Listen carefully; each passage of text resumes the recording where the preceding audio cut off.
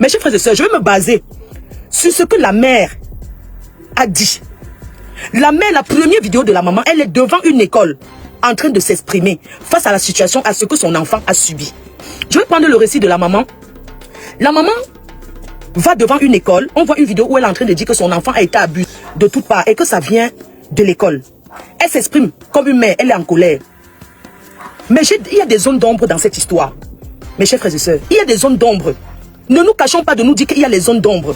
Quand un enfant est d'un enfant, on se dirige directement à la police. On se dirige, c'est-à-dire qu'on fait le oulili au quartier.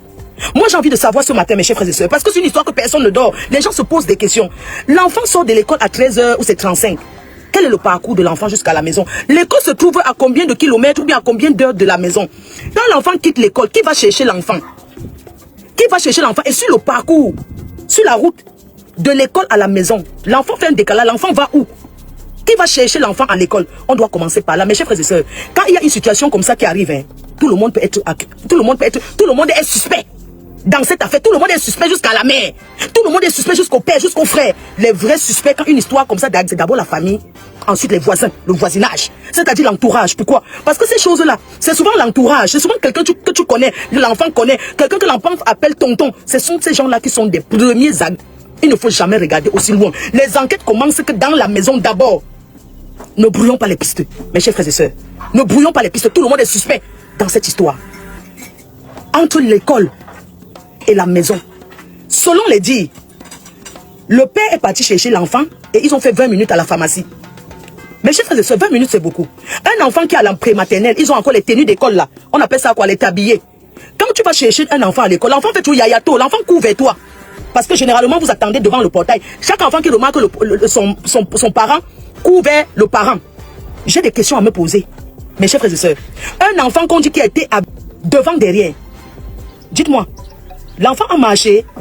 L'enfant a fait comment? Je veux savoir. Quand la personne, parce que le récit de la personne qui va chercher l'enfant est très important. Quand l'enfant va chercher, c'est-à-dire que quand cette personne va prendre l'enfant à l'école, est-ce que l'enfant court pour faire yayato?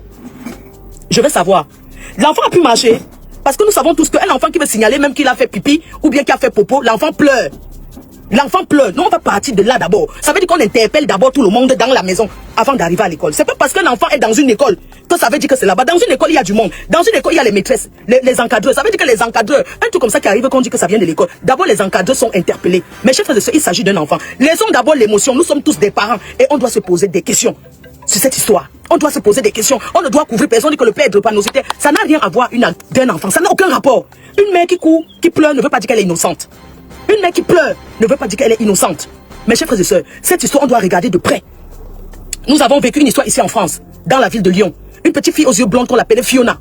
C'est sa mère qui va signaler devant les forces de l'ordre que l'enfant a disparu. La France lance la police de on cherche, on fait les recherches. C'est la mère qui est la première à tenir la pancarte parce qu'il y a eu la marche pour Fiona, une petite fille aux yeux bleus. Les gens ont marché pour elle. Mes chers frères et sœurs, pour finir, vous savez qui avait fait quoi? C'est la mère et son compagnon qui ont killé l'enfant pour se débarrasser. La mère n'a pas pu supporter. Elle est partie à la police. Que tu nous dis la vérité. Après le passage à la télé, après la marche, après qu'on ait mis les militaires dehors pour chercher Fiona, la mère est venue en judiquer. Elle a fait ça avec son compagnon pour se débarrasser de l'enfant. Alors qu'elle pleurait plus que tout le monde. C'est pour dire que dans une histoire comme celle-là, c'est pas parce qu'une mère pleure que ça veut dire qu'il est innocent. C'est pas parce qu'un père va à la pharmacie, c'est ce que ça veut dire qu'il ne connaît rien. Les gens peuvent faire des choses pour cacher des pistes. Tout le monde doit être... On doit poser les questions à tout le monde. Mes chers frères et sœurs, une histoire comme ça t'arrive. Je parle avec la douleur d'une mère et d'une grand-mère. Moi, quand elle va chercher ma petite fille à l'école, en route, oh mamie, tu sais, j'ai fait ci. Pendant la marche, l'enfant te parle un peu ce qu'il a fait. Oh mamie, j'ai fait ci à l'école, machin, tout ça. L'enfant te parle quand même. Mes chers frères et sœurs, partez chercher un enfant de 3 ans à l'école.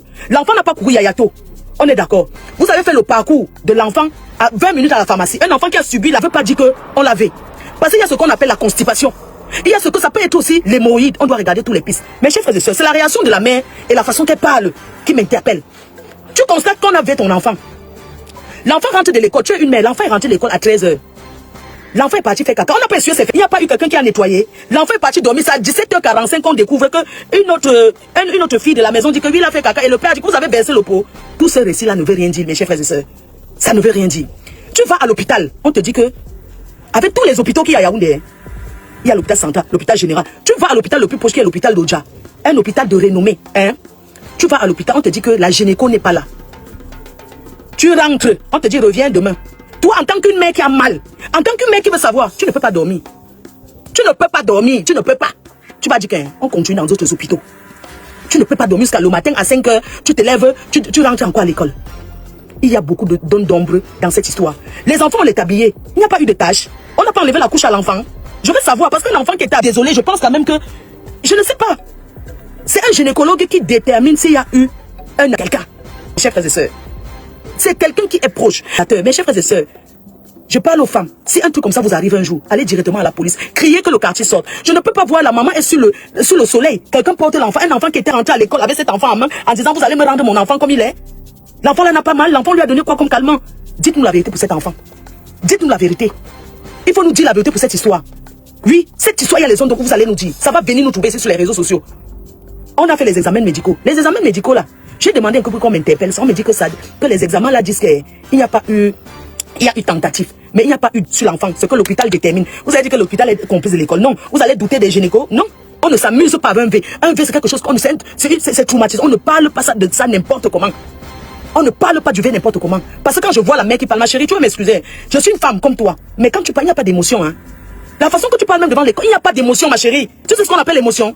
L'émotion, c'est quelque chose que tu dégages, qui fait mal aux autres. Quand on te regarde, on pleure un peu comme quelqu'un se marie, on dit que, mais la personne, il y avait beaucoup d'émotion. Tu n'as pas d'émotion quand tu parles de cet enfant. On dirait que tu ne t'occupes pas bien de ton enfant. On dirait que tu négliges l'enfant. On dirait que toi-même, tu négliges l'enfant. Tu es une femme. On prend l'exemple, tu es une femme. C'est la femme qui s'occupe de son... Il y a un récit où tu dis que le père est parti chez le gynéco. Et toi, tu es parti à la police. En tant que fait quoi que ça devait être l'inverse. Parce que la mère est curieuse, elle veut voir qui a touché mon enfant. Comment se fait-il que le père part au gynéco, toi tu pars à la police? Dis-moi, dis la vérité aux gens. Ça veut dire que c'est le père qui s'occupe donc de cet enfant. Il faut nous dire la vérité, comment vous vivez. Ça veut dire que c'est le père, parce qu'il y a des femmes aussi qui ont abandonné les charges à leur mari. C'est le mari qui fait tout. C'est lui qui lave les couches. C'est lui qui habille l'enfant, c'est lui qui fait tout. Donc dis-nous un peu la vérité. Comment une femme, une mère, tu peux laisser la charge au père d'aller chez le gynéco, toi tu pars à la police. Rien que ça même d'abord. Ça veut dire que tu n'es pas proche de l'enfant là. Oui. Ça veut dire que tu n'es pas proche de ton enfant.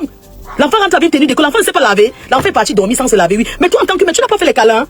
Tu n'as pas fait les câlins à ton enfant. Parce que moi j'ai envie de vous dire que c'est quelqu'un d'autre qui a constaté. Et on a dit, donc tout le monde a seulement dit. Arrêtez un peu. Arrêtez de vous foutre la gueule des gens. Arrêtez de salir l'image du Cameroun. De vous foutre de la gueule du Cameroun à ce point. Si vous avez vu le chinois, ce qui s'est passé, comment la justice camerounaise a pris ça en main. On va prendre l'histoire de cet enfant en main. Et ça risque de se retourner très mal. Vous pensez qu'on va laisser ça comme ça? Non, ça ne peut pas être laissé comme ça. Une mère est regardant, une mère reste à l'écoute. Tous ces récits là, ma chérie. Ne vous amusez pas avec les réseaux sociaux n'importe comment. C'est pas tout comprendre comme ça on met sur les réseaux sociaux. Moi je regarde chez Humain tout. Moi je parle sur la base de ce que tu as envoyé chez Humain tout. Hein? Il faut arrêter un peu. Il y a des parents là qui en souffrent. Vous ne pouvez pas venir vous amuser comme ça. On ne voit pas tout le quartier qui t'accompagne à l'école. Hein? Quand il y a un truc comme ça dans un quartier, tu peux pas me dire que tu n'as pas une relation de bon voisinage. Tu cries. Oh, hein? C'est tout. C'est quoi ça? Voilà la famille. Je crois que vous avez écouté attentivement ce que la Faux-Fleur de Lille vient d'expliquer. Je dis, comme j'ai toujours dit depuis hier, et comme elle vient de dire aussi, on se base sur le récit de la mère de Joyce. Il y a trop de zones d'ombre, trop de flou. Sauf si elle a mal expliqué l'histoire. De toutes les façons, on attend les enquêtes. On n'est pas en train de défendre l'école, non. Rien à voir. Ceux qui viennent nous dire qu'on t'a payé combien, ou c'est comme ça. Non, non, non. Ne soyez pas aussi naïfs. Ne soyez pas aussi fermés. Ouvrez les yeux, comprenez.